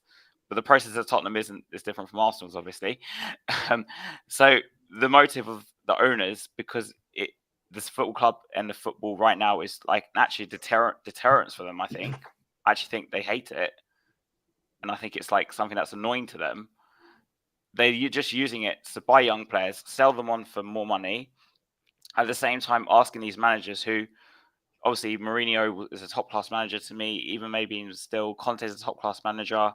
Poch, obviously at the time we didn't know how good he was, but he did really well for us, considering what he had. I'd even go back to Martin Jol, who I think with the players he had at the time to get 2 fifth-place finishes, with players like Timo Tainio and players like that on free transfers, like that's quite an achievement considering what he had, right? I think we still had Hossam Ghali at that point as well. Yeah, till he threw his shirt. But like with what they had, they expected to take us in the top four just so the club can make Champions League money and just pocket it. Because where does it go? We've been told so many different prices, war chests, or this summer we'll spend big, this summer we'll do this summer we'll do that, and then suddenly we get the different reels coming out. Oh, we only have 30 million plus sales. Oh, we only have. It's like, where's this money going? Yeah, and it's just, I just feel like Groundhog Day, right? It's basically what it's like at Tottenham. Every manager is Groundhog Day to me. So, what I will say, Hass, is the only thing that, because normally I felt exactly like you. I sat there and felt over and over again. And the one time that I didn't was in the summer, because I sat there to myself and I thought, Antonio Conte has come in because he's been, I believed, was told, get us top four and you will be backed heavily. We've got this war chest. We've got money we're going to release. We saw all of that. And I actually, at that point, I did believe it, because I thought, you can't, surely not even can you turn around and get Conte and actually turn around and do the same. Do the same to Mourinho. This is the scary thing. This is Groundhog Day. When Mourinho was asked for all the players that he asked for, and almost as if knockoffs. And the only difference really is Conte's called it out.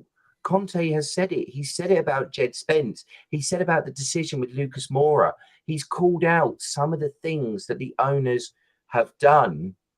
And what is, I almost think, quite baffling about the whole situation is how, when you listen to the response they gave back to the Supporters Trust about, Paratici's going to talk about the window in February, the accounts are going to come out in February, you're very much playing with fire, because if you are in profit, what was it last year? I think it was 130 million pounds in profit based on the stadium, I believe. If you're going to be bringing in more than that, you've got no excuse. You've got none. And it's then clear as day in front of anyone who watches that ultimately what the agenda truly is. And that we're a hindrance to them, Justin. We're a hindrance to them. That's how I see it. Do you know what? I don't necessarily think that we are. And the only reason I would say that we're not is because we make, if you look at Tottenham Hotspur football team, not the club, the business side, the football side, ultimately that stadium gets filled, let's say worst case scenario, 19 times a year. Okay, that's not including cups, Champions League, so other things, like none of that. It's just the Premier League. Okay, then obviously you'll have like the Champions League nights, you'll have FA Cup or League Cup, pre-season friendlies, other things like that will all go in, and that stadium itself is generating well over £1 million each match day. So if you look at it from that perspective, you are bringing straight away in, based on the back of the Premier League on those games, at least 19 million quid. You're then looking at the sponsorship. You're then looking at everything else that comes on top of it that they can plaster. I've seen things sponsored with our football team I have never seen sponsored anywhere else. What was it? The 4x4s.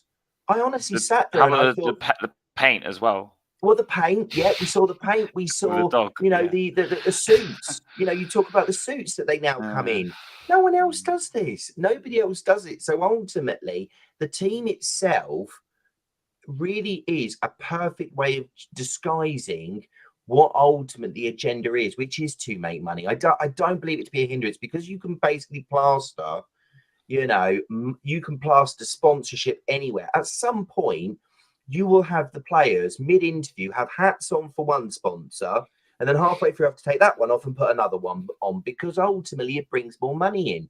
So and to be fair, I wasn't at the game, but ultimately it clearly felt like that, there was an acceptance from top to bottom. That's the bit that saddened me the most.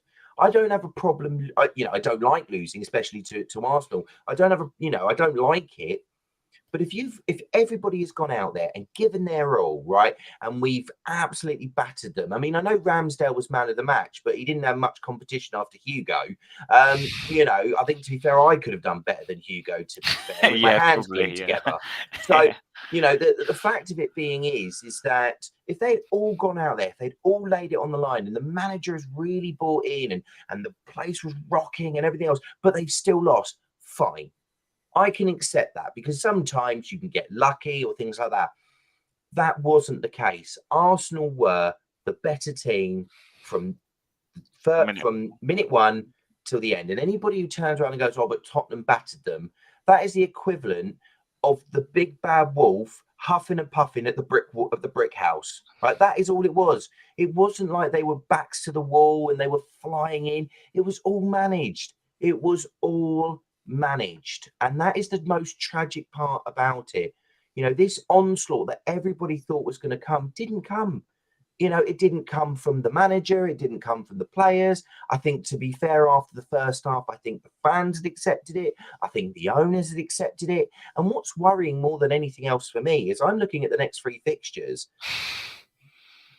I'm scared of Fulham. To be honest, that's spot on. I'm totally scared of Fulham. Yeah. I'm scared of City. I dread to think. The only thing I can hope for is that Pep has completely lost the plot, because ultimately we're going to be in a really tragic situation. And this week coming, I don't know what they're going to be doing, because they've got to stop looking and they've got to start cooking. It's as simple as that, because for however long Paratici's been cooking, someone needs to call the fire brigade, because his house must be on fire. It must be burned, whatever it is. Hash, you would have a meltdown seeing whatever he's cooking. It's taking him so long to cook it. It's a joke. And this is ultimately where I find it just I don't get angry. I find it just saddening that literally it just almost as if, oh well, Arsenal going to win the league. Never mind. You're just apathetic. Is that the right word? Apathetic. Hasn't Justin? I've got this theory. I just want to get your take on it as well. Obviously, before Conte come in, right? Everyone mentioned the same thing.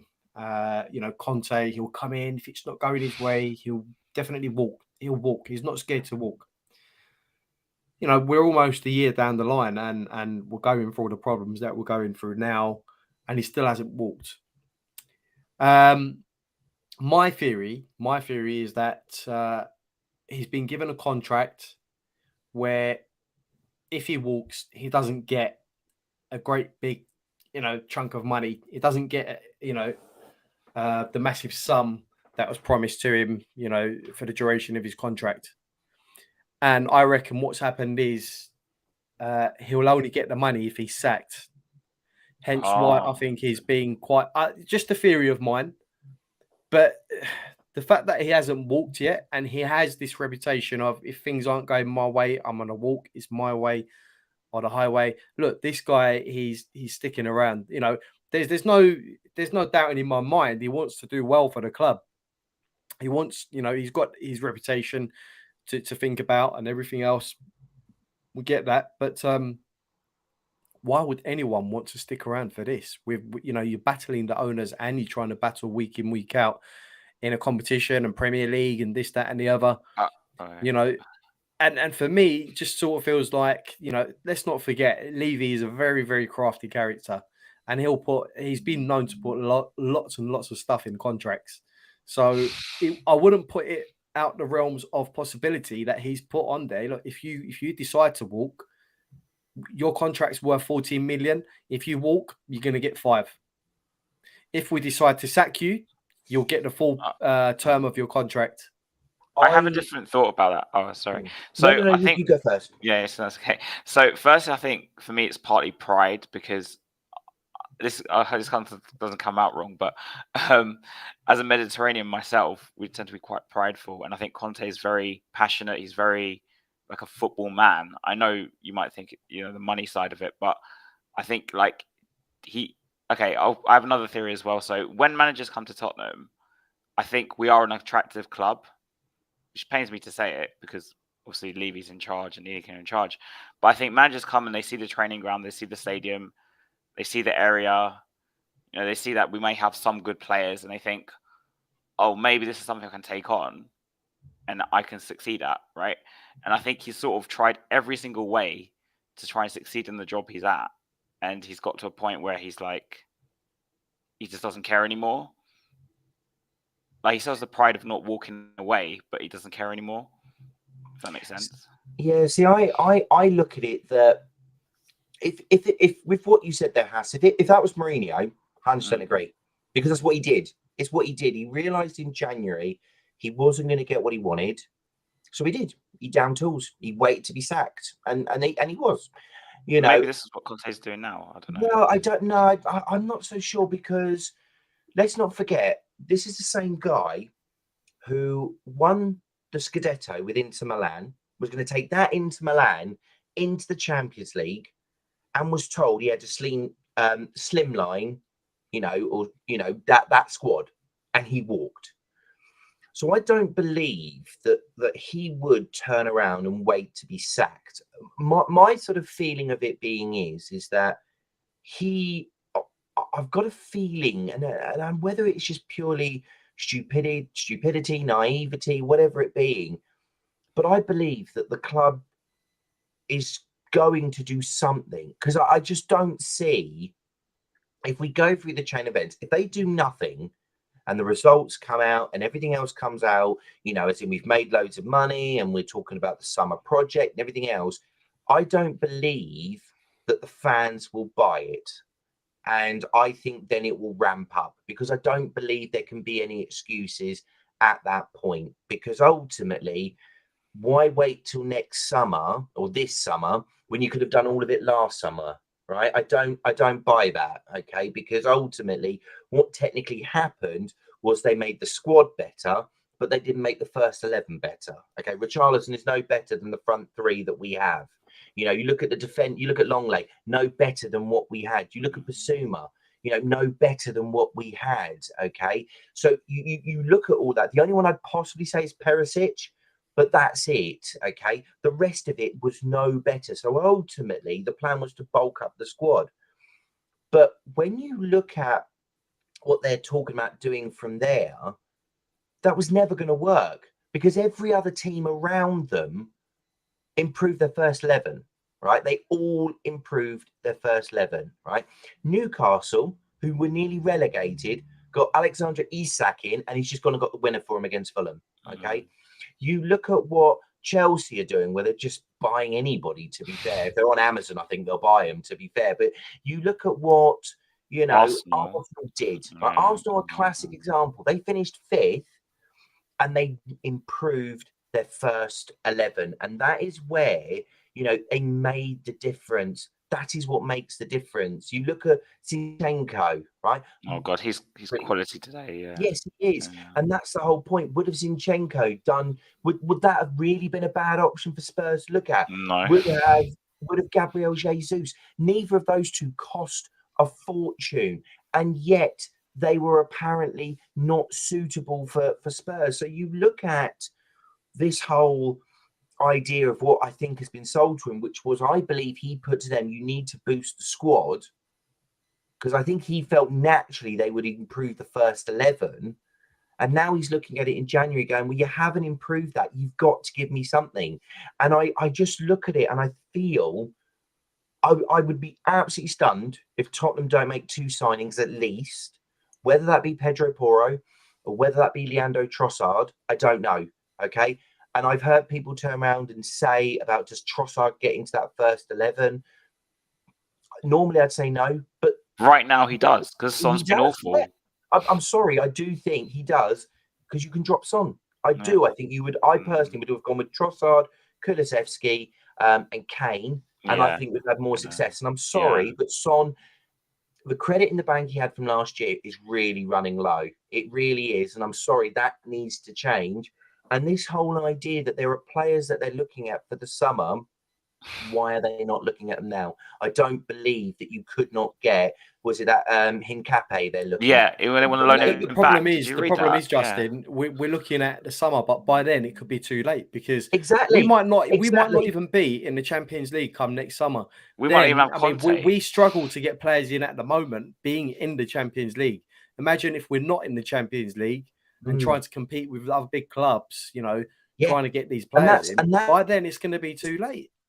Yeah, and to be fair, I totally agree, because this is the part when you ultimately look at it and you think, surely from that element, you think, if the top 4 is as important as we are told, okay, as it is led to believe to us, that is our equivalent of a trophy. Okay, let's face facts, we get top 4.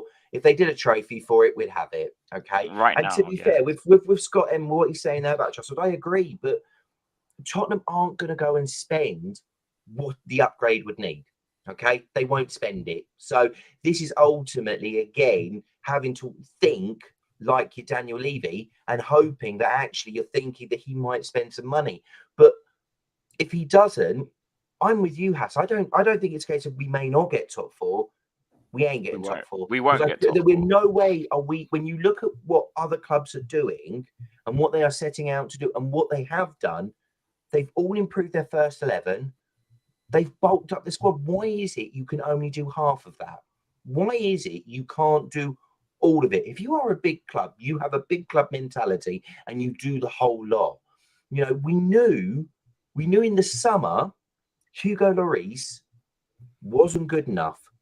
So I cannot understand how it is that we are still having this conversation about replacing Hugo Lloris. That should have been done last summer.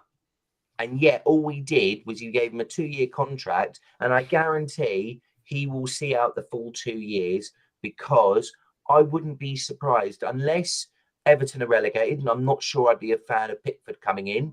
I can't see us paying what Brentford would need for David Raya, or what Brighton would want for, Robert Sanchez, sorry.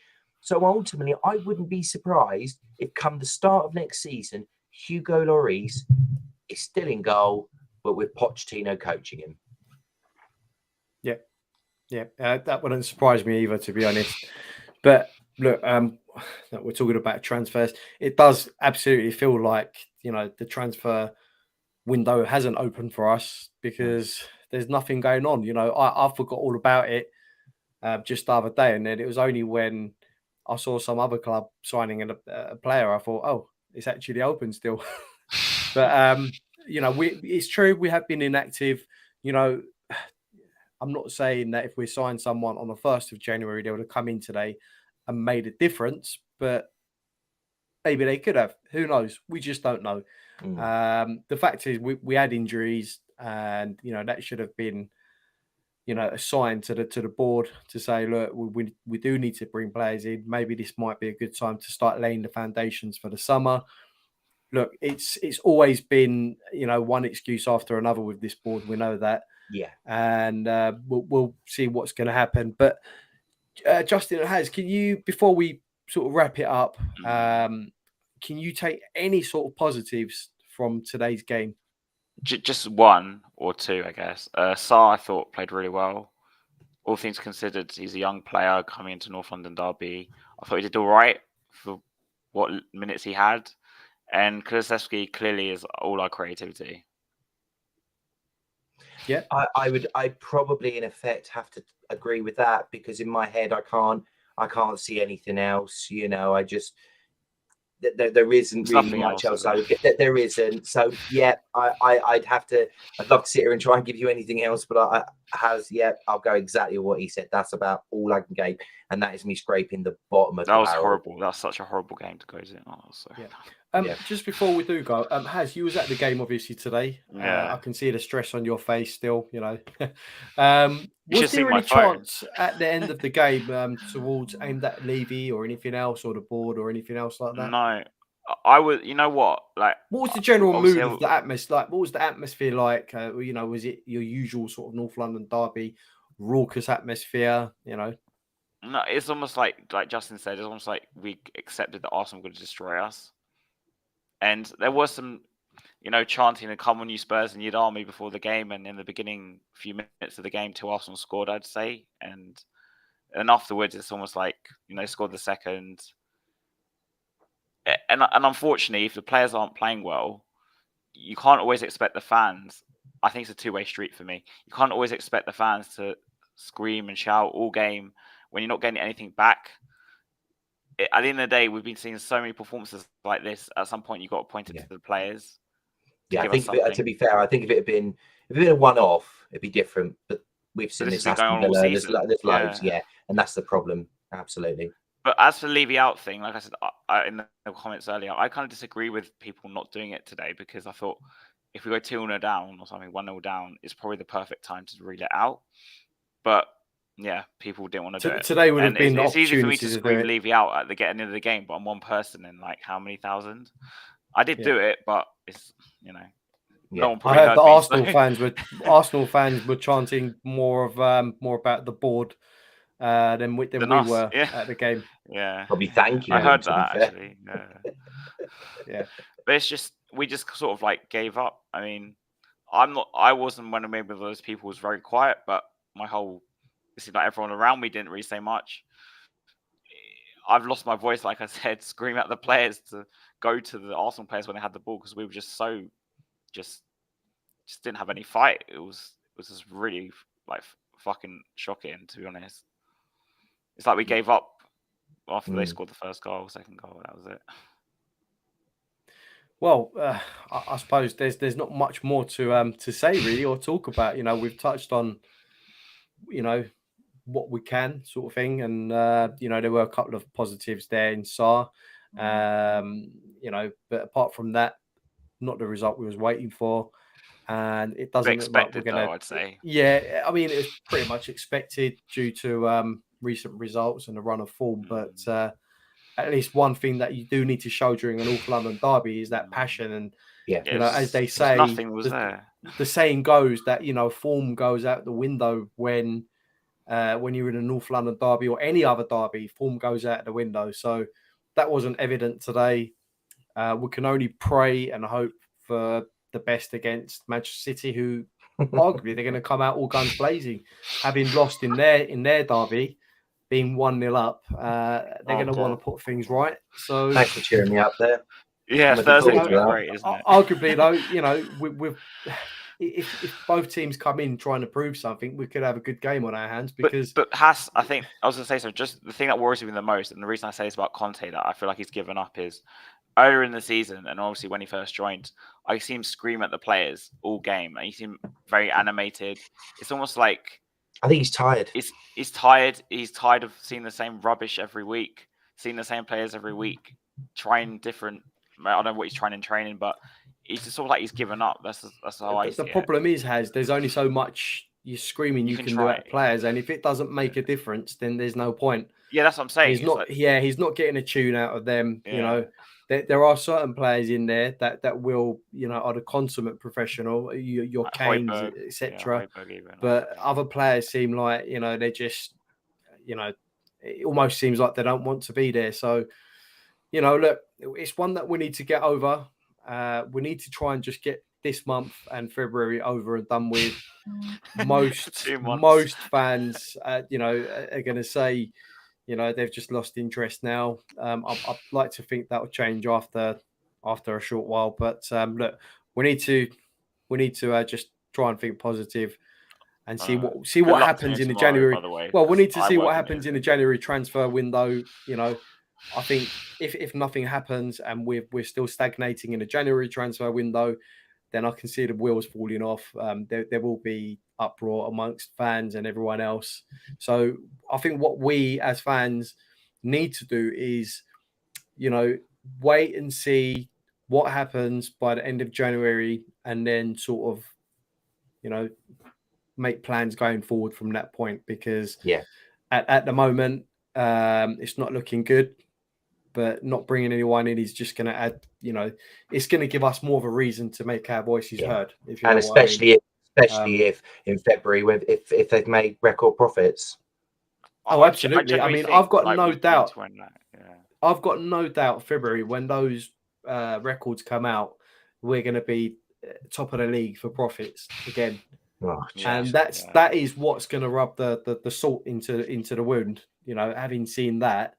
And then seeing what we've seen on the pitch, and but guys, thank you very much for being on the show. I know it was a bit difficult after today's result and today's performance, more so. But where can we catch you guys going forward, Justin? So myself, obviously, I do a lot of with both of you. To be fair, so either one of you, you can usually find me on. If you want something a little bit more colourful, I think this has been fairly clean. So I'm doing a recording tomorrow with all things Tottenham. I'm pretty much sure that's not going to be a clean version of it. So yeah, I'll be doing that. Yeah, it's going to have a parental guidance warning with that one, I think. But yeah, I mean, as I said, either streams with you guys or with Tommy or other people, if it comes up, I'm happy to do them. And likewise, I'm on Twitter mainly. So if anyone wants to, question anything I've said, just send me a comment. I'll be more than happy to do so. But thank you so much for having me on. Excellent. Thank you very much, Justin. Make sure you catch up with Justin. And Haz, how about yourself? Yeah, so I'm back live tomorrow around 6. So I've got a City fan on around 6 o'clock, and hopefully Justin. That's going to be interesting. And Carl as well, probably. That's pretty, no, he's all right, thankfully. I went to university with him. But apart from that, you can follow me on Twitter, see me ranting about Levy most of the time, especially in January. And unfortunately, I work near Islington, so tomorrow's going to be pretty horrific when I walk into work. Just don't wear your Spurs shirt tomorrow. I was going to say, might be worth just calling in sick. I'll probably burn it. No. I actually made a joke on Friday saying that if we lost 3-0, I might call in sick and not come in. But yeah, I don't think my boss will be very happy about that. He's actually an Arsenal fan. So we'll know Yeah, you're talking. Wish me You'll luck know what will tomorrow. happen. Wish me luck tomorrow. I was going to say, you're going to need it. Yeah.